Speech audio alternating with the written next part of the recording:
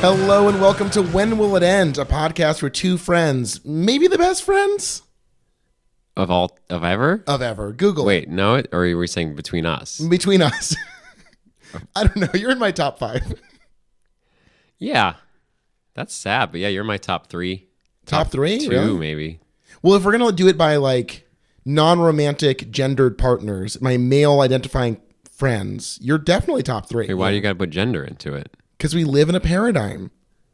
No, we don't.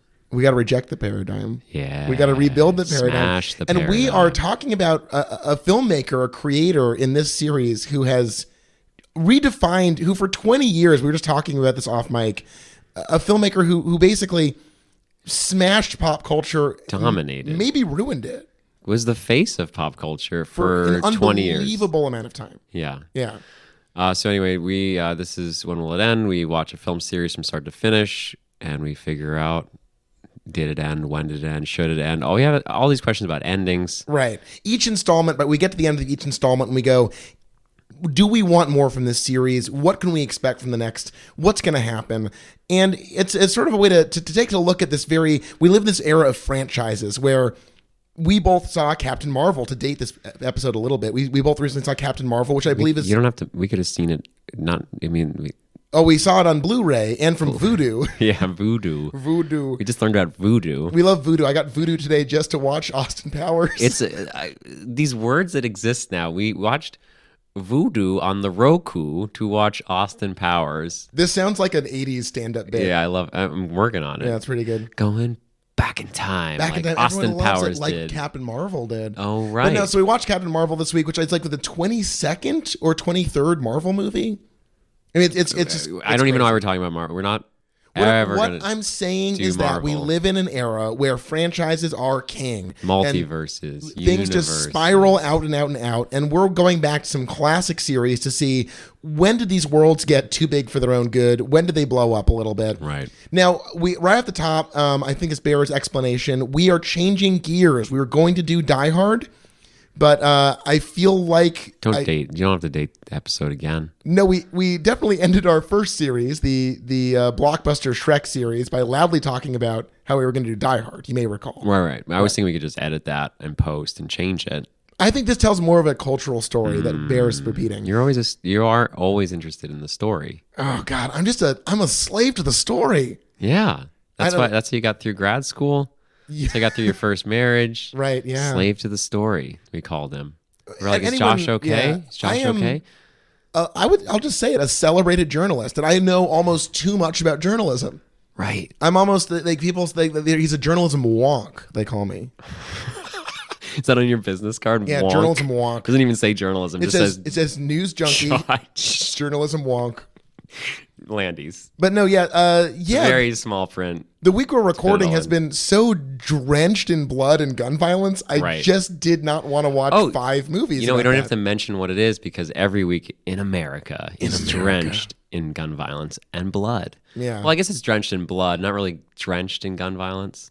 That's true. It's like over. I like the image though of handguns just like raining from the sky, drenching, or AR-15s just showering us all. Drenching. Yeah. What's an AR-15? It's the kind of assault rifle that white Christian men love to use for malls, schools, their own homes, homes of others. Yeah. Yeah. Anything. Pretty much. Anything goes. Anything goes in wacky old America. Yeah, I was at this grief ceremony for the small community that suffered this insane violence, and everyone's like, yeah, well, just that's what happens nowadays. It's gonna come here, why not? Yeah. Like, everyone was so blasé about it. Like the sense of defeatedness was so overwhelming, where I was like, well, Murray's might be a little specific because it really only affected a small, it didn't really go outside of one family. So maybe that's why people were a little more like, meh, whatever. Yeah. But still, that's what we're just used to it. So yeah, Die Hard, as much as we'll talk about it when we actually do it. We'll still do it, but I definitely want to approach it from that viewpoint, because again, we'll save a lot of this for the episode. We've talked a lot actually about Die Hard and the cultural values of Die Hard, which are fascinating. And I got to give it to you, Charles. You really sort of I think pioneered Die Hard studies, in the sense that I think I did actually. The gendered relationships, the formulation of self, the way that idea of masculinity, right, the way that meaning. the way that Bruce Willis acts out his sense of duty as a man in that movie is fascinating. But we'll get into that later.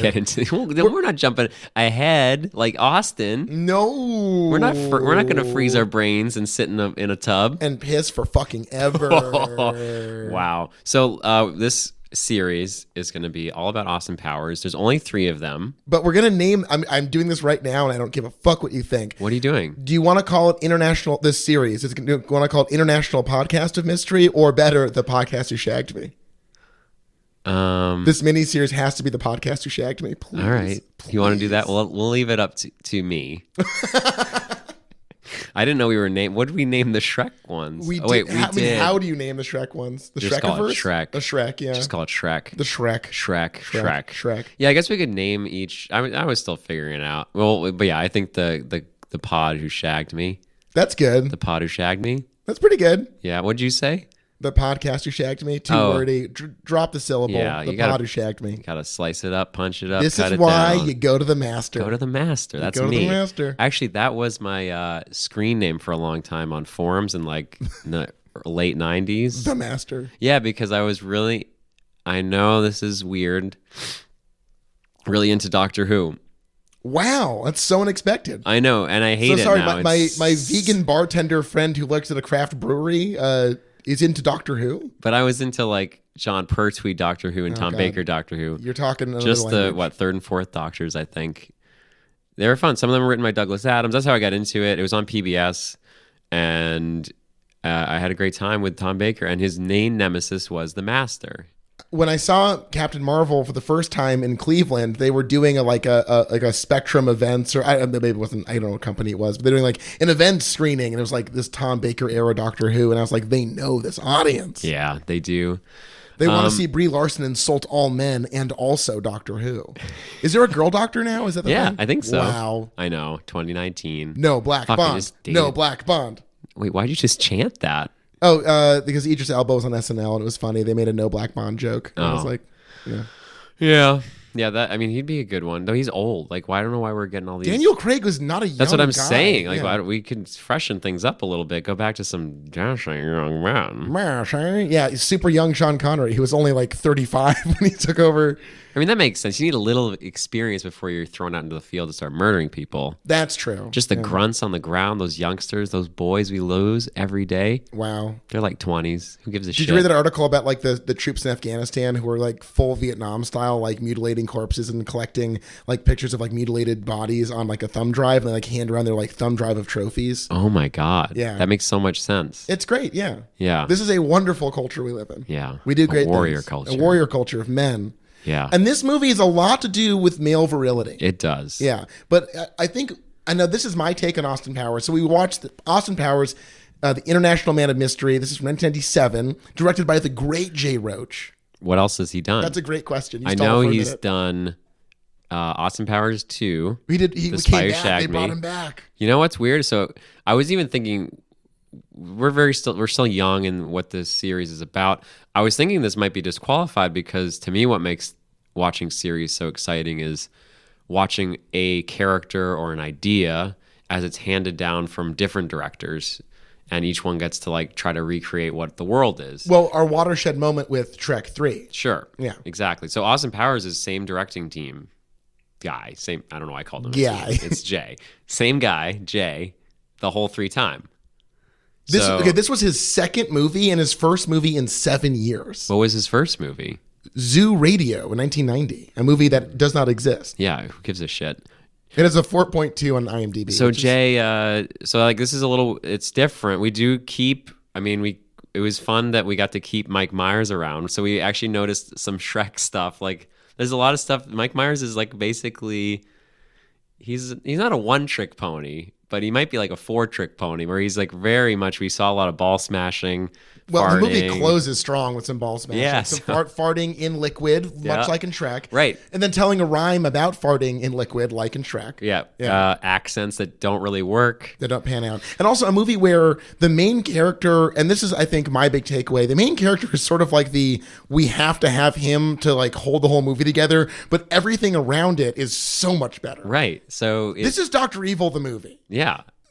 All of the Dr. Evil material in this is funny, fantastic. Very good. Those bits, we talked about this while watching it. I think the father-son therapy scene with Doctor and Scott Evil is transcendent. It is easily my favorite part of the movie. And you were talking about his like Austin Powers and how his body, like he knows his body's funny. I thought all the physical humor with Dr. Evil was even funnier. He's wearing like padding under this horrible formalist tunic, and it's just funny. Yeah, and the way he sits down and like messes up, like there's just scenes with him being dragged around in his office I would chair. say the single funniest, the two best parts of the movie are when he sits in the chair in that wide shot, and it just drifts backwards into the. So good, so funny. And my favorite moment of the movie, I shrieked when this happened, when he's wearing a full plastic coverall suit and just tries to sit in a chair and falls. Yeah, and it's so quick. I think so funny. So that's where this movie has a lot of humor that's just about like long, like length of time. They have a lot of duration humor where things just go on. And I think when the movie it works, like the parking, they're trying to turn around scene, very funny. Well, we watched it with my girlfriend Allison, who was like, they shot the movie, and the movie itself is maybe 45 minutes. That's what I said. You said that? Yeah, that's what I said. I was actually saving it for the show too, but oh yeah, thanks. Anyway, my point, Allison agreed with me. Right. She bowed before me and said, "Oh my God, Charles, what a great point." I'm sure that if she was in the room, she would agree with this characterization to a T. I don't even know why I just said that. Yeah, I always said we were talking about how there's all this bullshit in this movie, and I forget why you're like, oh wow, we finally got back to the story, and then I said, no, I'm sure what actually happened was when they filmed the movie, it was 45 minutes, and they just threw in a bunch of bullshit in scenes that could have used some padding between them. I think you just retell history where you sweep in and make the the cutting observation. Yeah, I was wearing a cape. Yeah, I was wearing a cape when at that Nick moment. Fury is typing the Protectors Initiative in the end of Captain Marvel, you're like, Sure. I don't know, Nick. How about Avengers? And then he goes, and we don't see it. That was so good. yeah, that was really good. That's good directing. That's good directing. Yeah. But okay, so basically this movie, Shrek, we talked a lot about in Shrek 1, how Shrek is basically a sandbox where they just put down 3 toys in the sandbox. And it's like, okay, obviously this is a franchise. We've done almost nothing with this world. And it works. Right, and it works. You get some good people, it works. Austin Powers is a strange movie. It's the opposite. It's kind of the opposite, where there's a ton of stuff and nothing at all at the same time. Yeah. It's like it made me keep wanting to watch Spy Hard. It's like a bad Airplane Guys movie. Who are those guys? The Zuckers. Yeah, it's like a similar style to his Zucker, and that style was all over the place back in the 90s. We had all these spoof movies, all these just basically sketch movies with a shitty plot that kept them all together. That doesn't really happen anymore. Well, I think that got beaten to death so savagely. And I will say, you go back and you watch like the Scary Movie movies. Right. Scary Movie 2 is fantastic. Is it? I've never seen any of them. I think 2 has David Cross and Chris Elliott, and Anna Faris is amazing in all of those movies. The Wayans are funny in all those movies. Those movies hold up. They might actually be Zucker movies. We might have to do it on the show. I would Actually, love that. Do you think that? I think the Zuckers might have been involved in. Okay, we got it. We got to do that. All right, that's coming up soon. Next. Or I guess we could wait for October. We could wait. Well, I guess so. It's so far away. Wait, we can't date the episode. We can't date the Stop episode. It. This happened now. Yeah. Look at your watch. We're doing it now. Why am I watch? I don't know. I usually wear a watch. I saw this billboard for Rolex driving out here, and it's like, watch companies must be desperate for people to buy. I mean, I guess Rolex is they're always going to get people to buy their really expensive watches. The Omega always does the Bond watches. That's always the Bond. Yeah. Does Omega watches. I guess thanks for tying this back into Austin Powers, which is a parody of Bond. Well, let me. Okay. But it's weird that let's work through the watch thing. Who are these watch companies? Who wants a watch right now? I must be desperate. I have a $20 Timex watch, and it satisfies all of my needs. I got it at Walmart. It's pretty. It's sort of. Did you steal it or buy it? I think you told me you stole it, right? What was that? You stole it? You fucking bad boy. Why in 1997? Okay, so wait, can I ask you a question? Yeah, sure. I would love to, because I have a very. I have a fond memory of seeing this for the first time. I'd love to. This was what, you were how old? So I was 7 years old. 7 years old. You were what? I want to say 25. Yes. Yeah. Yeah. This was the movie where There's a character named a lot of vagina in it. There's boobs jokes in it. Right. Looking at it now, it's so tame. Basically, it's so silly. And, yeah, that was part of the thing I remembered. It was like, oh my god, this is so sexy. But I remember like even there's a character named a lot of vagina, and they sleep together in it. And as a kid, I was like, that's fucking crazy. Yeah, it's nuts. That's insane. I mean, her tits floating is still pretty nuts.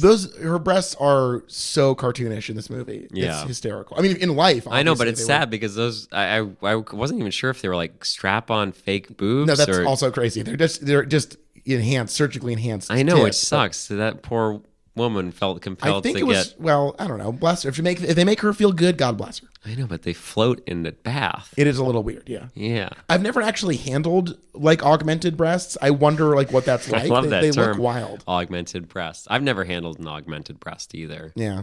Yeah. I don't think we vibe like guys who have done that.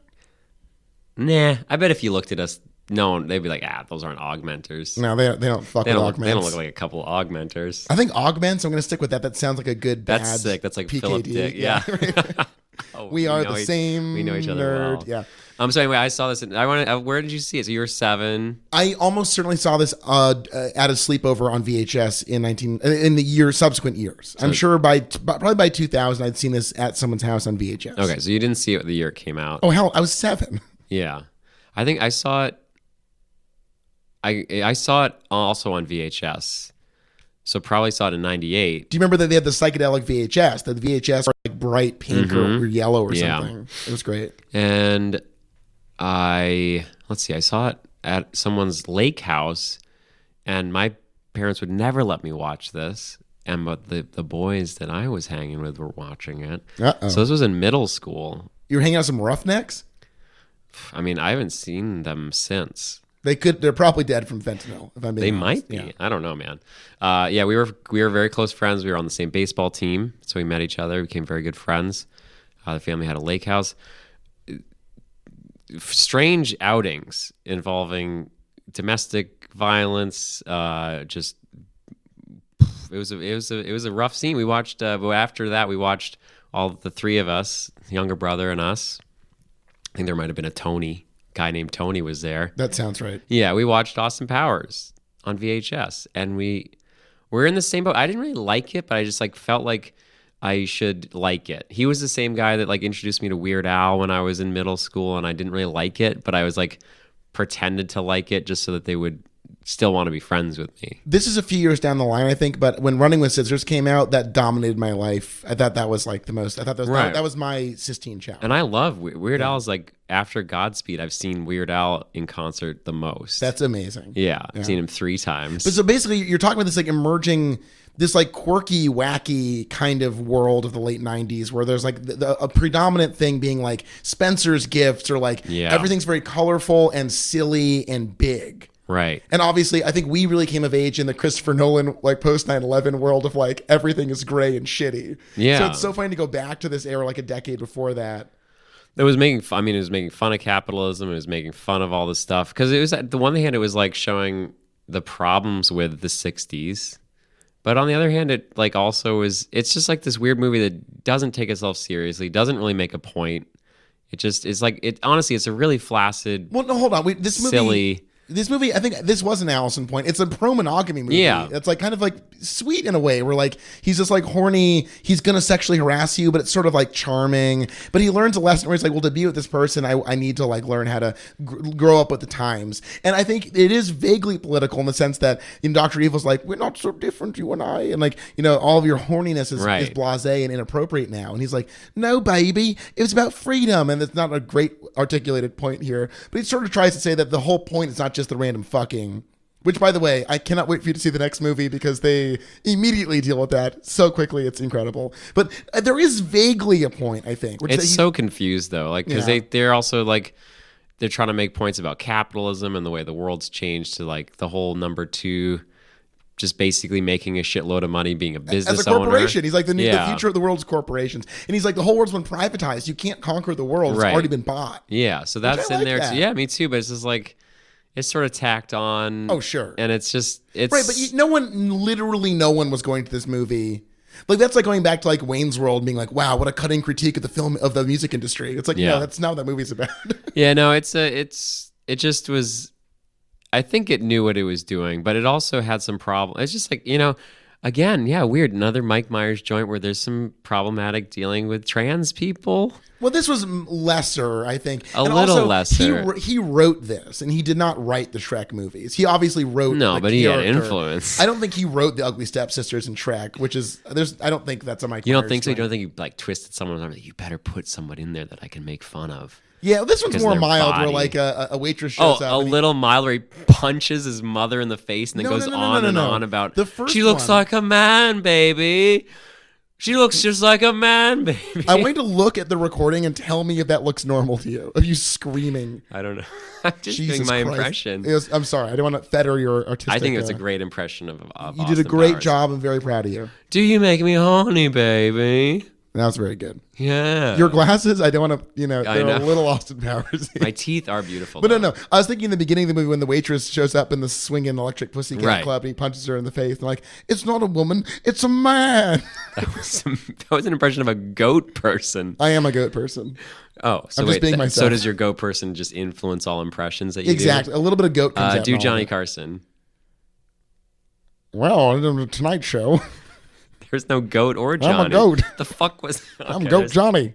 They Right. call him the goat. They call me the goat. I'm Johnny. I thought that was Tom. I'm Tom Hanks. Oh Jesus, you're changing. You're a I'm shapeshifter. television's Tom Verlaine. Wow. It's a musician joke. So there's some goat in all that. I got the goat. A little bit of goat. Get him to the goat. That's my movie. That's your movie. Get I'm him to making the a movie. Get him to goat. the goat. Starring Jonah Wait, Hill. A reference to a movie that 8 people saw. Get him to the Greek. Everyone tells me it's good. I love Forgetting Sarah Marshall is a modern masterpiece, and I will like go to bat that? for that. That's an excellent movie. I've heard so many different. I've seen it.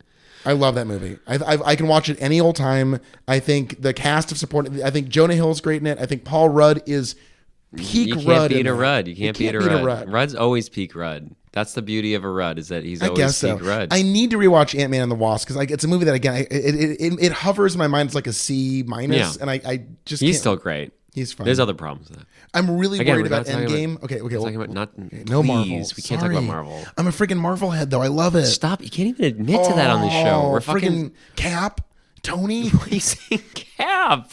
like Cap America. Oh, Cap America. Cap Yeah, America. you can't say Cap. Still No can't Cap? say Cap. Cap is done because of Colin Kaepernick and anyway he disgraced our country. But Don't say that either. sorry, He's a beautiful guy. he is a beautiful guy. Yeah, he's a great hero. He's no Robert Kraft though, a real American hero. That's true. Okay, but getting back to Austin Powers, here's my question for you: why in 1997?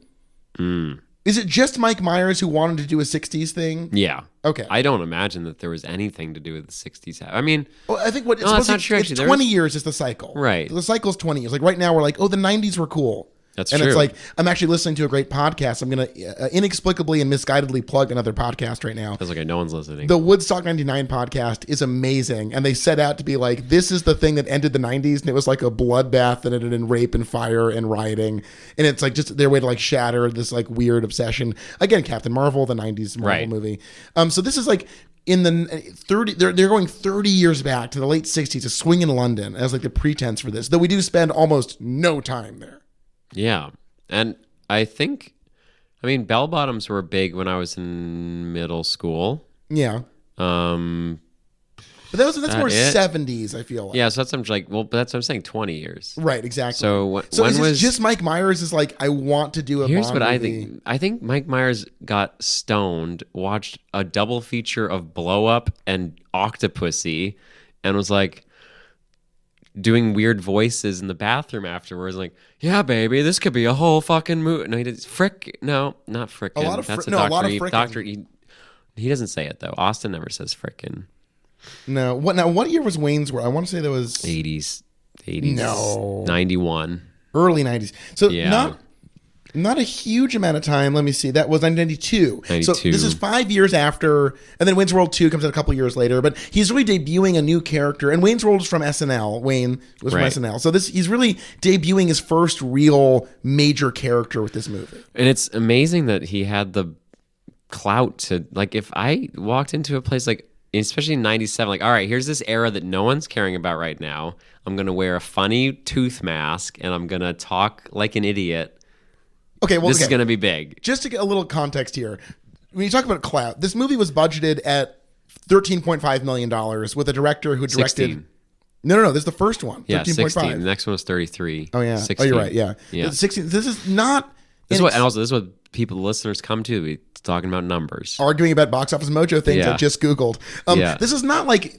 This is a modestly budgeted movie with a nameless director, and that's true. I think they were maybe surprised by how popular. Maybe they were surprised by how popular it was. How could you not be shocked to watch this? Like, it's a funny movie, but like, we are survivors of that era where this was ubiquitous. Oh my God, it was everywhere. People just quoted. It was sort of like the Borat. Oh, for sure. But like Borat actually made sense. So much better than Borat. You think it's better than Borat? I really do. I don't. I think the character Dr. Evil is better than anything in Borat. Yeah. Except for the part where the bear scares the kids and the naked wrestling match. Those are both funny. There's a lot of funny stuff in Borat. True. I think, I think Dr. Evil is a gem. A gem surrounded by just shit. I think there's so much that doesn't work in this. That's the problem with these movies, that without very much plot and it's just a bunch of random sketches. Like the Zuckers got it right. Like 80% of that shit usually was really funny. This I'd say is that like maybe 35% was laugh out loud funny, which is good. Like I like a good laugh. But to be fair, the relentlessness of the pace of this movie until it sort of stops. The first third and the last third. Yeah. Fly by and are funny. I right, think are great. The middle where like Austin like learns some stuff about life, and like that stuff is the weakest, I think. And but it does give us all the Dr. Evil, Scott Evil stuff, which is so funny. Right, but they could have just cut Austin out of this whole movie. Yeah, he's inherently not that funny. His chest hair is good. I mean, but that's what we say. You can't cut a Shrek out of a Shrek. You can't cut an Austin out of an Austin. It's the weirdest thing about Mike Meyers, where like he uses the framing device is entirely contingent on the one character that is the least interesting. Right.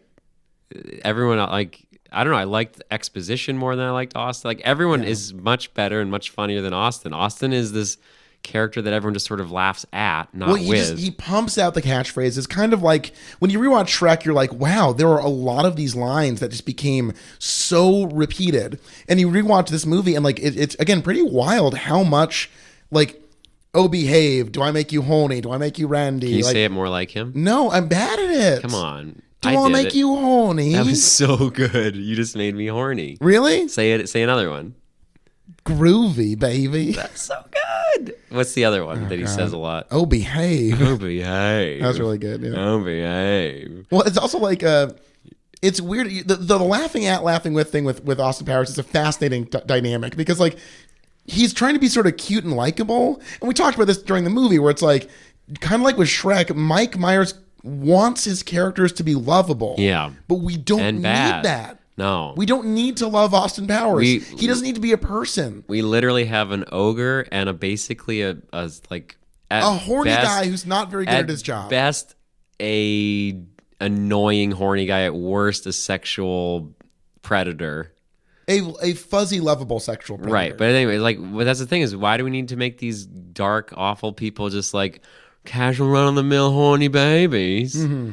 Man, babies. Are they gonna be more babies and like actual babies? Well, that's it. There's a baby in the next one. We're in a rare situation where I have actually seen all three movies. Charles has only seen the first one. I hated this shit when I was that age. Well, I remember. I say again, give me some Bergman. Give me some.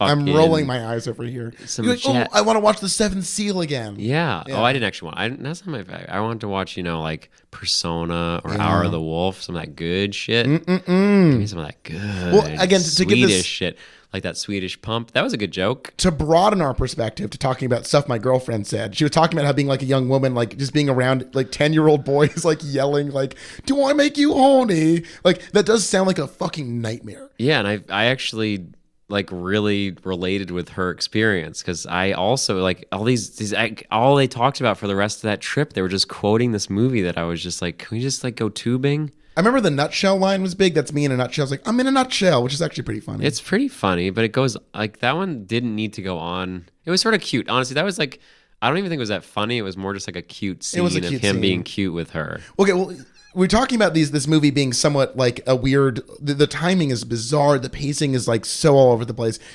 They shot a straight up third of the movie in one conference room, which is amazing. With fire chair. That was well spent. How much do you think they spent $10 million on the room and the rest of the money on something else? They dump money into the one meeting room in Dr. Evil's lair where, again, I bet you on pure screen time, most of the movie, it is the predominant set piece in the movie. Yeah. And it is great. I'd say everything in that room. Maybe the Lucky Charms bit I don't like very much. Yeah, I agree, actually. That bad bit. And they tried to salvage it with like an extended sequence of the scary woman explaining the commercial, which like almost worked. And also the name branding in this, again, another Allison observation, but like... why don't we just get her on the show? We honestly should. Allison, when you hear this in 8 months, just know we wish you were in the room. Fuck. The Lucky Charms thing is like so on the nose and not funny. I am certain for a movie of this budget that definitely... They definitely approach people. What were you saying about Allison? I'm saying she pointed out that the product placement, and then because earlier in the movie, they talk about another thing in like vivid, like specific champagne. Yeah, Champagne, the region of France. Yeah. No, there's a couple like company shout outs where you're like, this is so unnecessary. I'm certain this is tying in some product placement because like again, the budget's so low. I don't remember. They do it earlier on. Then in the second movie, there's a famous Preparation H joke. Tell me. Don't tell me. Oh, sorry. Well, I almost want to like, I guess like, it's early in the episode, but like, we are deep in it. This was a sub 90 minute bits showcase that has like almost no plot. Is this enough as a viewer for you to be like, I want more of this? No. Really? Absolutely not. So you're asking when will it end right now? Yeah, I don't give a shit. I thought maybe it would, because I've rewatched stuff that I watched when I was younger and I felt too... We've talked about this before. Like I felt I was too smart to enjoy dumb shit, right? And like that was an ego problem. But as it turns out, you are stupid. Right, I'm stupid and should enjoy that stupid shit. But so I've gone back and watched things that I was like, oh, I'm too good for this, and found them actually very funny and enjoyable. This, I was like, maybe this is actually going to be very funny, and I was just like thinking I was too good for this. I don't think so. I don't think a lot of it works. I really don't give a shit about. There's some things like I just don't think the universe is anything important.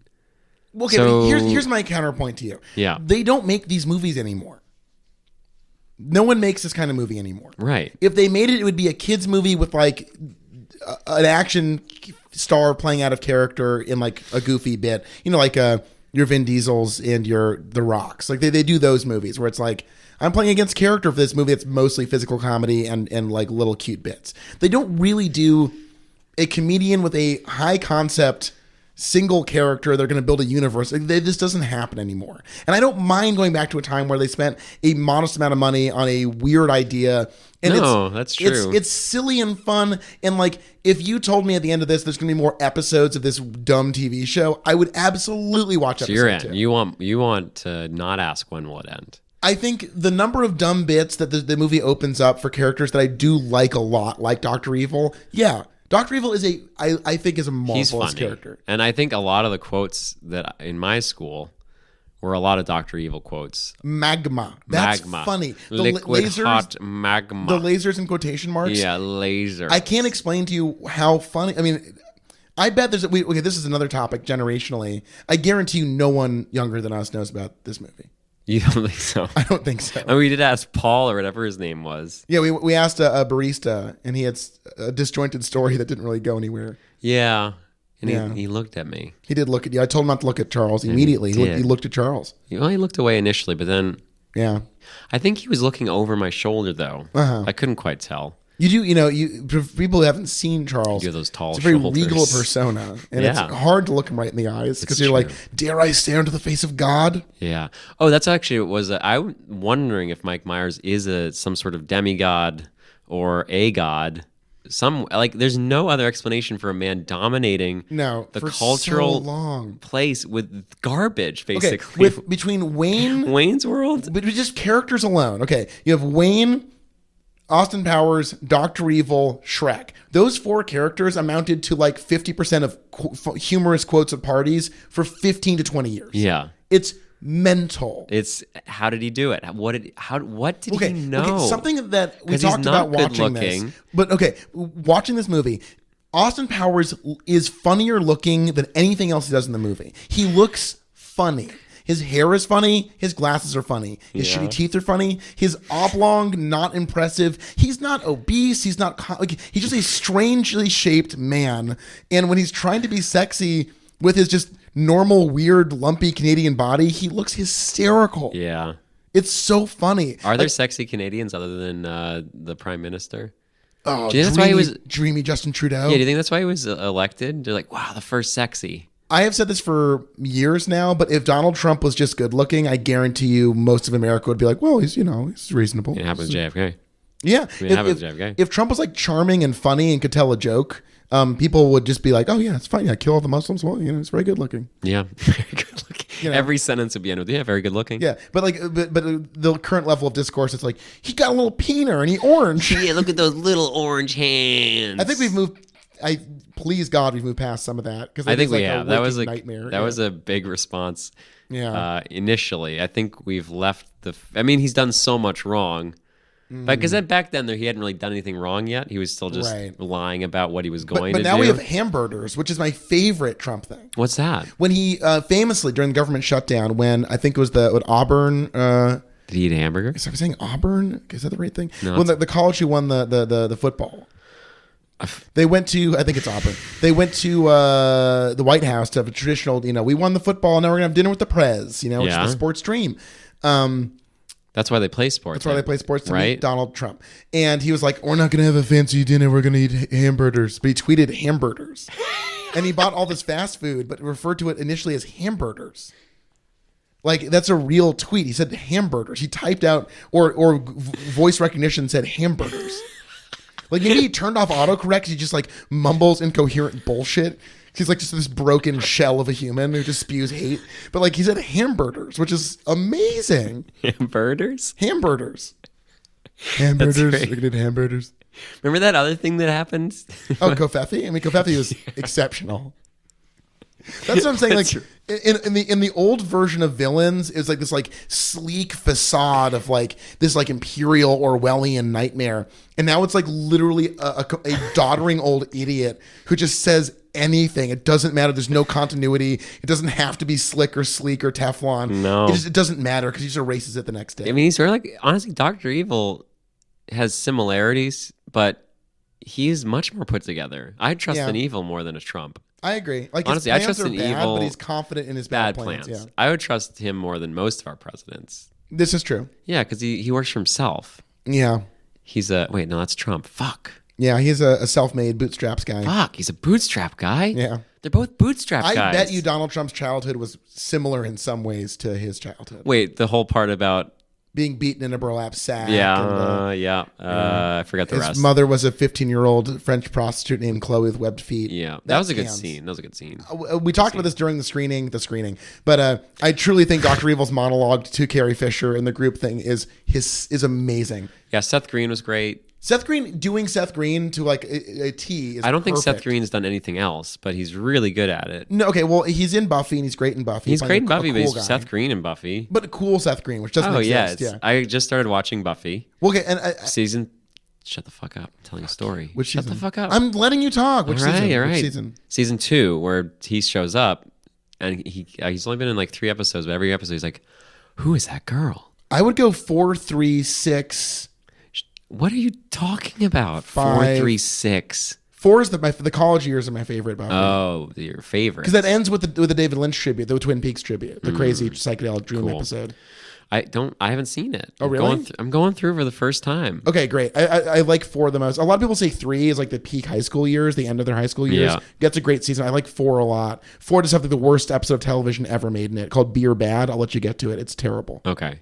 I love Giles. Oh, he's great. I want Giles to be my friend and fuck daddy. Yeah. And he's like the best. You watch the movie, and the movie is charming in its own way. It's like a low budget. The original one? Yeah, like it's cute. You get why they made some huge changes. Ben Affleck appears as a bit character in the movie.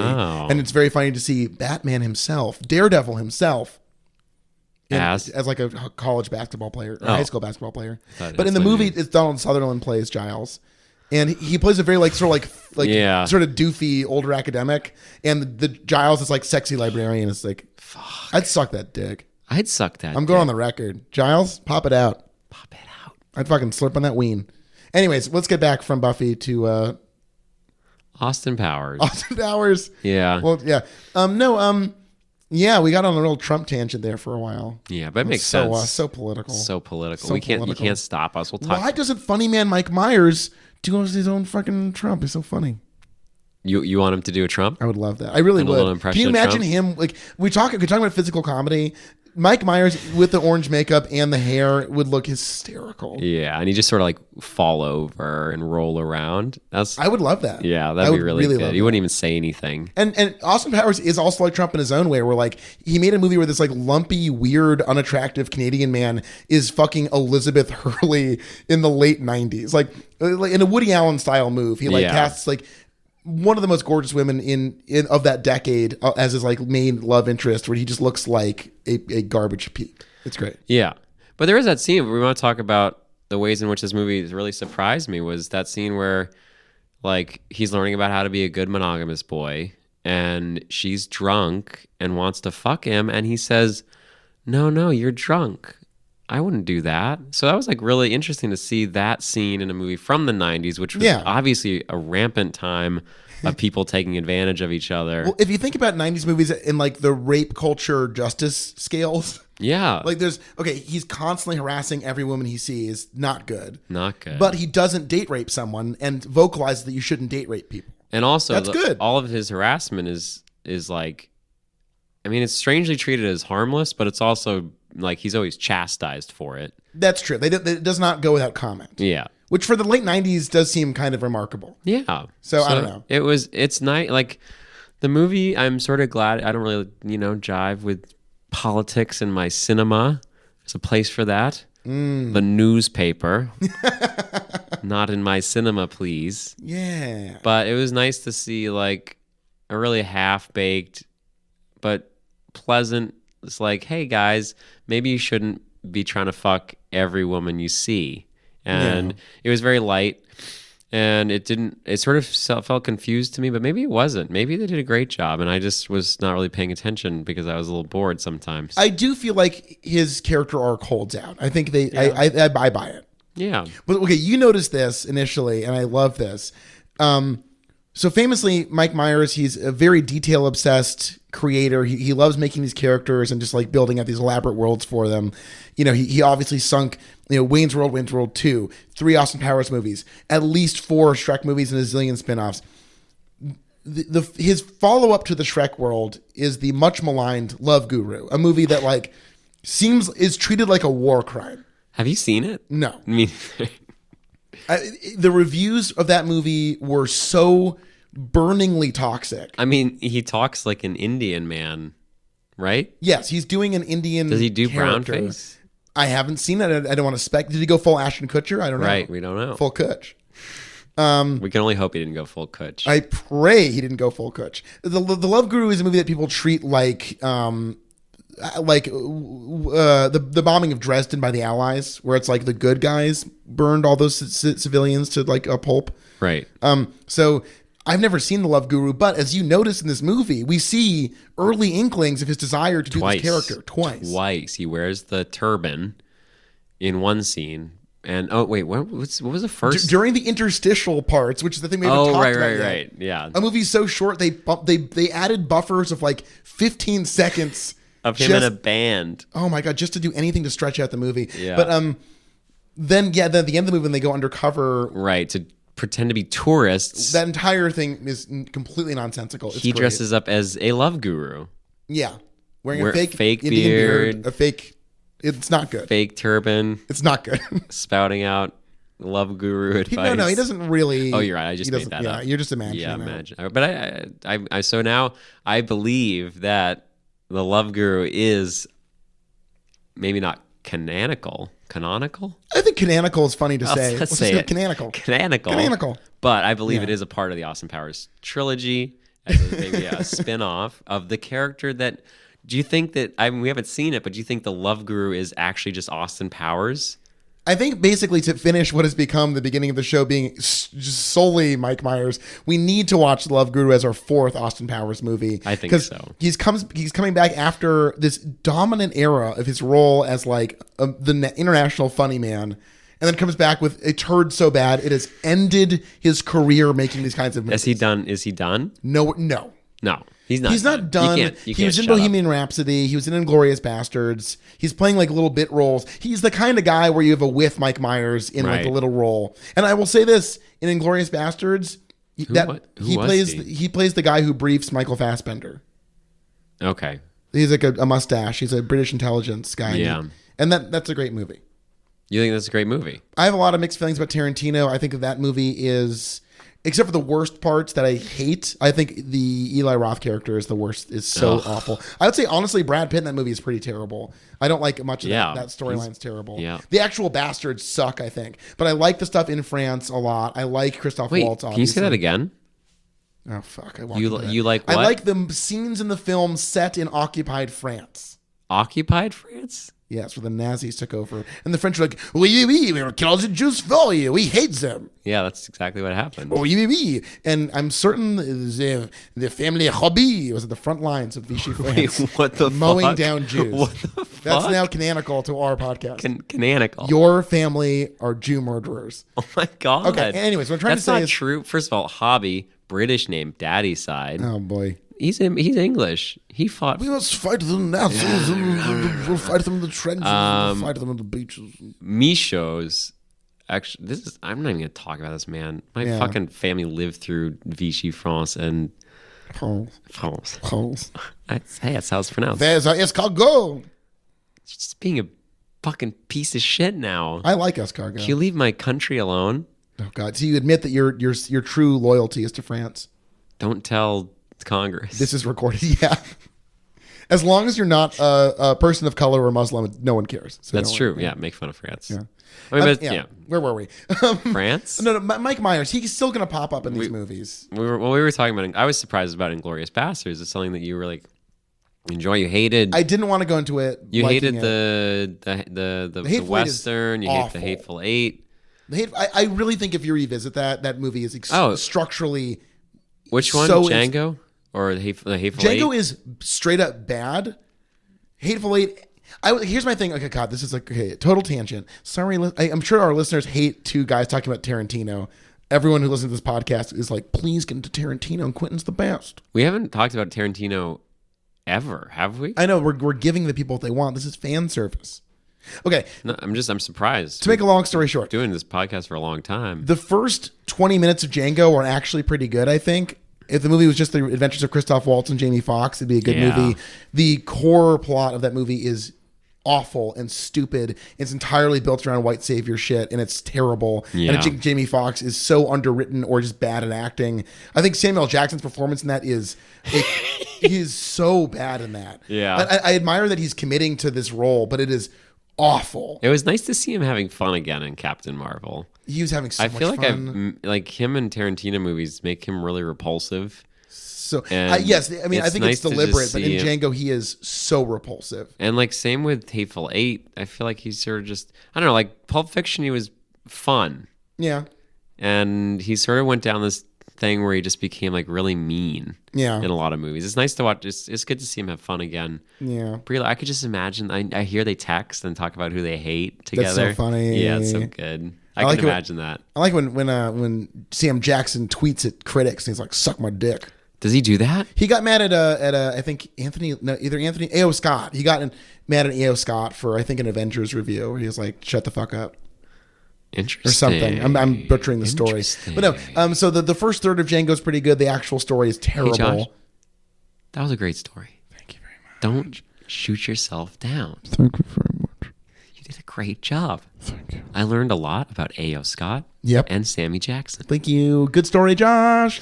I do this thing where I hate saying the middle initial in like when actors insist on saying, how many? You love saying JJ. Like, JJ, I love JJ.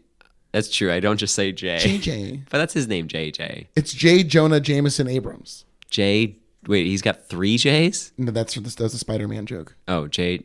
No, but like I say William Macy. I'll say Philip Hoffman. No, you got to go the distance. You got to go Bill Macy, Phil Hoffman. Oh. I love that when actors like, well, me and Phil Hoffman worked on that piece. I love that. That's awesome. I should start Oh, doing Bill? that. Oh, sorry.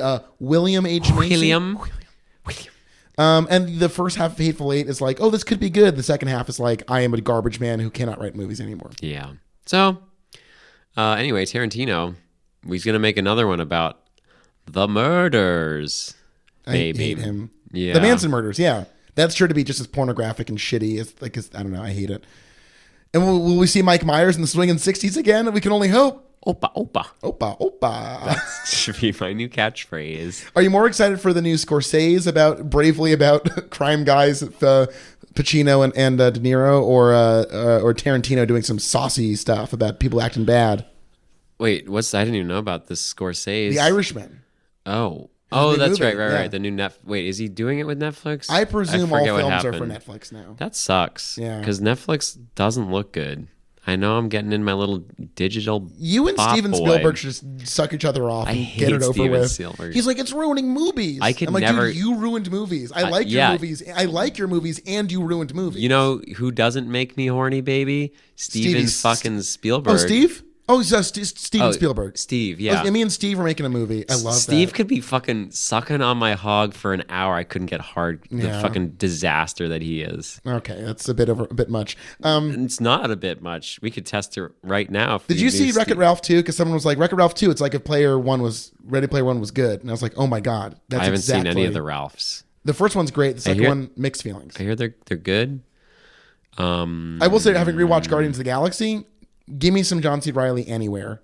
He makes everything better. Yeah. Wait. Okay. He's like 4 lines in that. Whoa. Can we pause and please rewatch Kong Skull Island together? I'll watch it with you. I think it's a bad movie that I did but not like watching. John C. Reilly elevates that movie to a level of insanity that is beautiful. Okay, John C. charming, Reilly is great in that movie, and hilarious. he elevates it from an F to like a D-. No, he is the Rosetta Stone. Oh my God. The Rosetta Stone. He's doing a hand thing too. I wish you could see this, listeners. I'm trying to enunciate. It's doing like an expanding hand. Like a bubble. Rosetta Stone. He's like looking off while he says it. Rosetta. I've seen the actual Rosetta Stone in England. What? Yeah, I've been in to it. England. Jolly old. Did it make you horny, baby? I want to swing in London. Swing in London. I was like, where's the Rosetta Stone, eh? Where is it? Yeah, baby. Get on Where's my... the Rosetta Stone? Wait, what was that? Gov. God, I don't know. Do you feel like Mike Myers is bad at accents? So far, he's done Scottish, British, and Dr. Evil. None of them make sense. The Dr. Evil voice is great. Right, because it's not a real accent. He's just talking kind of like Michael Bloomberg talks. Liquid hot magma. Yeah, I can't even do it anymore. I used to be. Yeah, anyway, but everyone could do it. His British accent is really bad. It keeps falling out. Yeah, like everyone else. Who's the other? Who's the female? Well, Elizabeth Hurley is she indeed, British? She's British. She's Okay. a Spice Girl. That's the Spice Girl. Oh, she's Posh good at, Spice. She sounds British. So comparing him, like he sounded awful, and his Scottish is really bad. Yeah, I was Scottish. Why do you even thing. choose to be Scottish? These movies are. I thought he was Scottish. These movies are so iconic that Paul the barista and you remember things from the second movie that don't appear in the first movie. Right, like you know who Fat the Bastard fucking is. baby and the Fat Bastard. It's crazy. It's amazing. I know what the Fat Bastard looks like. They don't call him the Fat Bastard. They don't? No. It's just Fat Bastard. That doesn't make any sense to me. I gotta say, we're getting to the end of this episode. We rewatched this movie, and it stunningly was not that un-PC. At the end of the day, we walked away being astonished at how it basically does pass the smell test. I genuinely wonder how the smell test. Oh, that test smells like sexism, racism. There's the weird sucky part in the bathtub where you're like, what's up with this? It's sake, not So she sucky. goes, do you want some sucky? Wait, did she say She that? says sucky. And then he goes, And then sucky it to me, baby. Yeah. yeah. Wow. This is a very good podcast. His mouth, if you just watch that movie and watch his mouth, it's insane. His physical acting as Austin is exceptional. When Dr. Evil says liquid hot magma, his mouth is like a fucking work of art. Okay, so I was talking about how much fun he's visibly having in this movie. When he's doing Dr. Evil, there were a few scenes, like the ominous evil laughter scene where they have all the bad guys framed behind the table. Mike Myers looks like he is in heaven. He looks so happy in this movie. And off screen, if you read into it, he seems like a miserable motherfucker. Right. Like he's not like an Adam Sandler who actually does enjoy life and working with these people and making money doing movies that he likes doing. Right. And by the way, we'll save this for later. That's My Boy is a masterpiece, and it's the best late Sandler. I haven't seen it. It's amazing. All right. It's so good. I'll check it out. But anyway, you were saying Mike Myers. Oh, he's a miserable motherfucker. Yeah. I don't know if you know this. This is a true story. He wanted to write Garth out of Wayne's World 2 because he was livid that Dana Carvey became as popular for that movie as he did. He's a scumbag. He seems like a miserable guy. He doesn't seem like he likes... He's like... I don't know. Maybe that's why he makes all of his characters likable. He wants to be loved. He wants to be loved. Kind of like what Donkey points out to Shrek in Shrek. Right. So he's trying to scare people away, but really just wants to be loved and accepted. Yeah. I'm Mike Myers. And then Shrek goes... I love to shit and piss. Better out than in, I always say. Guzzle cum by the gallon. It's delicious. Oh, yeah, Mikey. Mikey Mike. Yeah, so, so at this point, you seem... tired of Austin. You feel like it doesn't really work. You don't really want to see 2 more movies set in this world. I mean, I don't even understand the world. It's the 90s with this renegade sex addict just sort of flopping around. And they don't really dig into any of that as much as you think they would, which is interesting. What I would enjoy is some of these prudes from the 90s going back to the 60s to really see what it was all about. Okay, so just to set up our next episode, what you want to see is maybe more playing with the timeline. Time travel. You like time travel. Yeah, I like some time travel. What did you like from this movie that you want to see more of? I do. The successful bits were great. I love more Dr. Evil and Scott. I'm very concerned about Mini-Me. I'm like very concerned about Mini-Me and Fat Bastard. I think you should post a status somewhere that says concerned about Mini-Me. Is Fat Bastard also Mike Myers? You better believe it. So the Scottish accent, again, a precursor to Shrek. Like, I don't want to spoil anything, but like there is definitely one Mike Myers character in this series who is so terrible. And we're not going to get to it immediately, but I had this boss. He was actually my favorite boss I've ever had. He was really great. Really allowed me to become the man I am today. Really helped me out. So he's the one to blame. Sorry, I had to. Yeah, Okay, I know. Go ahead. Sorry. I walked right into that one. Yeah, fuck you. Yeah. And anyway, one of his biggest faults was that he randomly, at least twice a week, would just say, "Get in my belly."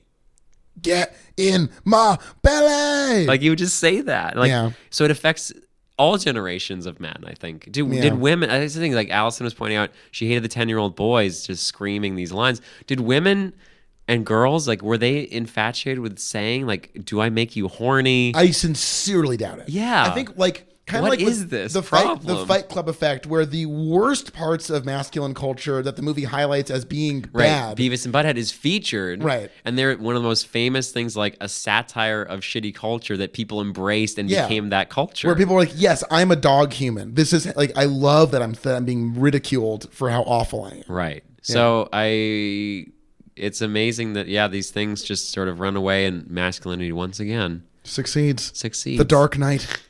It's the gender we deserve. Wait, Batman is masculinity. Yeah, I see it now. Yeah. Wow. Bad at parties, good at beating people up. Mm-hmm. Yeah. Mm-hmm.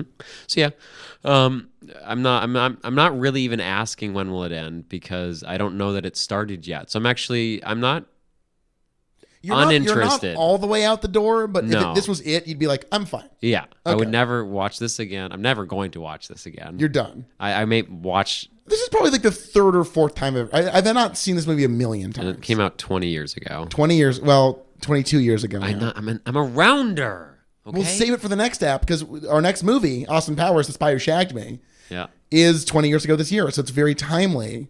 Oh my God, we 1999, baby. All right, so we'll be back with that on the next episode of When Will It End? And now we'll do the outro that we were working on. We're working so hard on it. Smooth, simple outro. I please hope you enjoy it. And we'll see you next time. I'm Josh.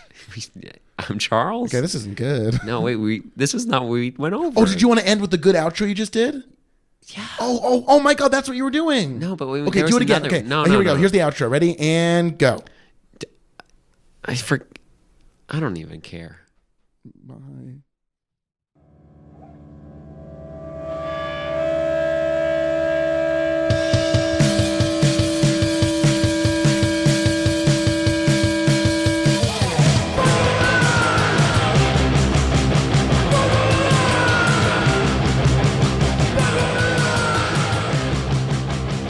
This has been a podcast produced by Josh Landys, edited by Charles Hobby. That's Josh and Charles Productions. Special thanks to Waste Management for the use of their song Windblown Dirge. And if you liked our podcast, you can rate and review us on iTunes. Please. You can also find us on Facebook, Instagram, and Twitter, all as at WWIE Podcast. Our email address is wwiepodcast@gmail.com. So send us an email. Thanks so much for listening.